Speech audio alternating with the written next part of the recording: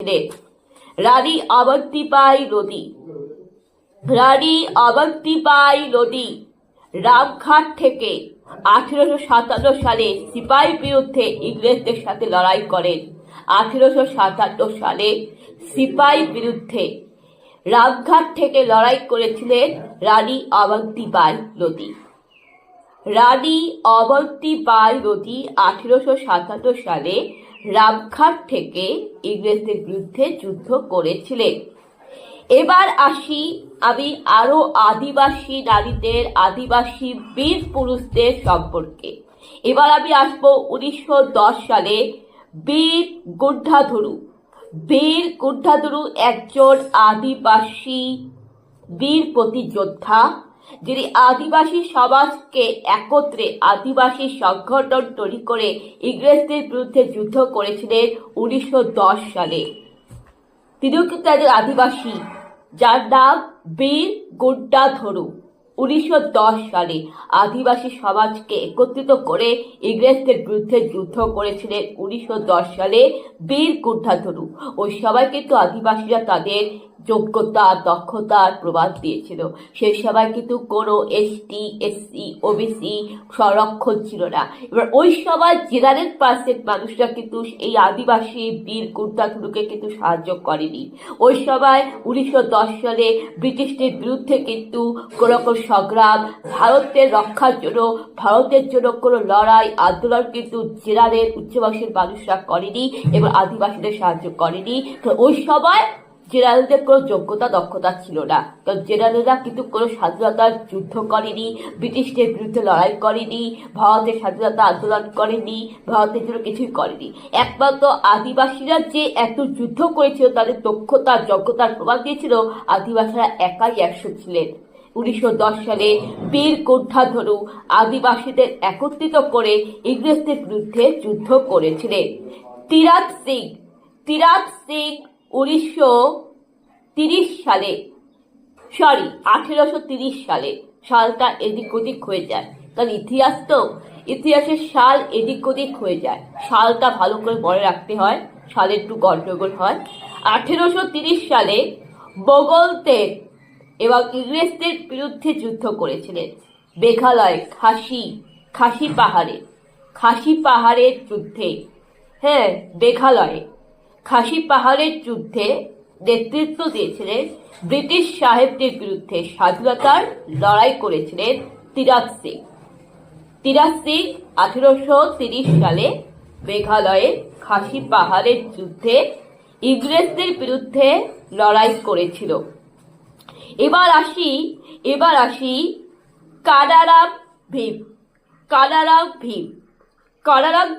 1930 সালে অরণ্য, ভৌগোলিক রাষ্ট্র, জল, নদী রক্ষার জন্য ইংরেজদের বিরুদ্ধে যুদ্ধ করে। এবার 1850 সালে ইংরেজদের বিরুদ্ধে লড়াই করেছিলেন যাত্রা তামা ভাগাত। 1914 সালে ঝাড়খণ্ডে আদিবাসীদের নিয়ে ব্রিটিশ সাহেবদের বিরুদ্ধে লড়াই করেছিলেন যাত্রা তামা ভাগাত। 1914 সালে ঝাড়খণ্ডে গুমলায় আদিবাসীদের অন্যায় অত্যাচারের, আদিবাসীদের নিয়ে ব্রিটিশ সাহেবদের অন্যায় অত্যাচারের বিরুদ্ধে লড়াই করেছিলেন। আদিবাসী মঙ্গলের জন্য, কল্যাণের জন্য, আদিবাসীদের উন্নয়নের জন্য সংগ্রাম করেছিলেন। এমনকি বীর প্রতীক কুমার সিং, একজন নন বেঙ্গলি মানুষ, বীর প্রতীক কুমার সিং 80 বছর বয়সের একজন বৃদ্ধা, 80 বছর বয়সের একজন বৃদ্ধা বীর প্রতীক কুমার সিং 1857 সালে মহাযুদ্ধে, 1857 সালে জগদীশপুর থেকে ইংরেজদের বিরুদ্ধে যুদ্ধে নেতৃত্ব দিয়েছিলেন 80 বছর বয়সের বৃদ্ধা বীর প্রতীক কুমার সিং। 80 বছর বয়সের বৃদ্ধা বীর প্রতীক কুমার সিং 1857 সালে জগদীশপুরে ইংরেজদের বিরুদ্ধে নেতৃত্ব দিয়েছিলেন। এবং আমি যদি আরো পড়ি, নানা সাহেবকে সহযোগিতা করেছিলেন আজিমুন ভাই। আজিজুন বাই একজন নারী ছিলেন, তিনি একজন বিধবা নারী ছিলেন। আজিজুন বাই, আজিজুন বাইও কিন্তু একজন এসটি এসসি ওবিসি সংখ্যালঘু নারী। আজিজুন বাই তিনিও একজন সংখ্যালঘু এসটি এসসি নারী। আজিজুন বাই তিনি 1857 সালে নানা সাহেবকে সহযোগিতা করে ইংরেজদের বিরুদ্ধে যুদ্ধ করেছিলেন। রাও তুলারাম, রাও তুলারাম 1857 সালে হরিয়ানা থেকে ইংরেজদের বিরুদ্ধে স্বাধীনতার যুদ্ধ করেছিলেন। রানী আবাক্কা চৌবাটা, রানী আবাক্কা চৌবাটা 1508 সালে দক্ষিণ ভারতকে রক্ষা করেছিল এবং পর্তুগিজদের বিরুদ্ধে লড়াই করেছিল। পর্তুগিজদের দক্ষিণ ভারত দখল করতে দেননি রানী আবাক্কা চৌবাটা। তিনিও কিন্তু একজন দক্ষিণ ভারতীয় দ্রাবিড় আদিবাসী মহিলা, যিনি 1508 সালে দক্ষিণ ভারতের রক্ষার জন্য পর্তুগিজদের বিরুদ্ধে লড়াই করেছিল।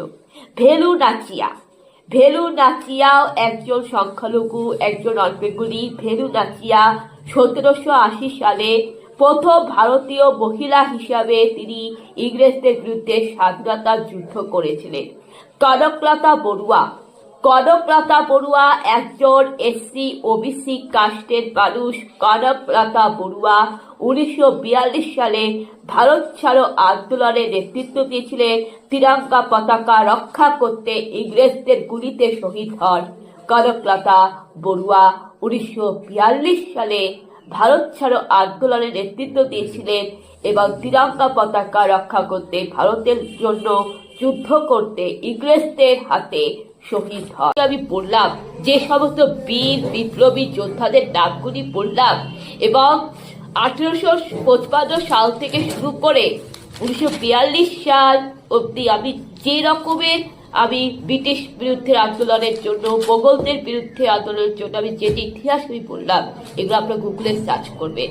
গুগলে সার্চ করে আপনারা পাবেন। এবার প্রমাণিত হবে যে হ্যাঁ, এটাই সত্যি যে আদিবাসীদের যোগ্যতা আছে, এটা সত্যি যে নর্থ বেঙ্গলি এসটিএসসি অফিসারদের যোগ্যতা আছে।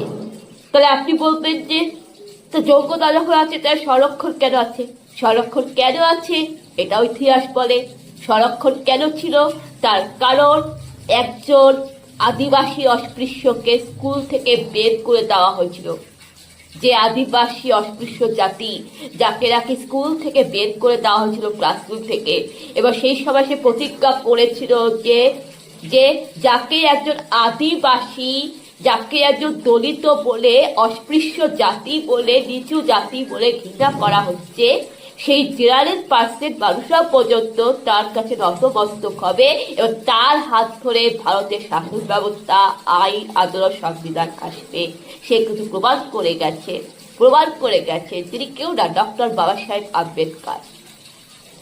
এই জন্য বুঝতে পারেন তো কেন সংরক্ষণটা তৈরি হয়েছিল, রিজার্ভেশন কাস্ট। যে সময় আপনারা দলিতদের ওপর অন্যায় অত্যাচার করতেন। তাই বলছি যে বর্তমানে আমিও চাই সংরক্ষণ না থাকুক, কারণ সংরক্ষণ থাকা মানে তো তাহলে সাম্যের অধিকার হচ্ছে না। যেখানে সাম্যের অধিকারে বলা হচ্ছে রাইট টু ইকুয়ালিটি, সার্বভৌমিকতা, যেখানে জাতি ধর্ম নির্বিশেষে সবাই সমান, তাই না? তাহলে সেখানে সংখ্যালঘু, সংখ্যাগরিষ্ঠ, জেনারেল, উচ্চবংশ, আদিবাসী সকলেই সবার রাইট টু ইকুয়ালিটি এটা থাকুক।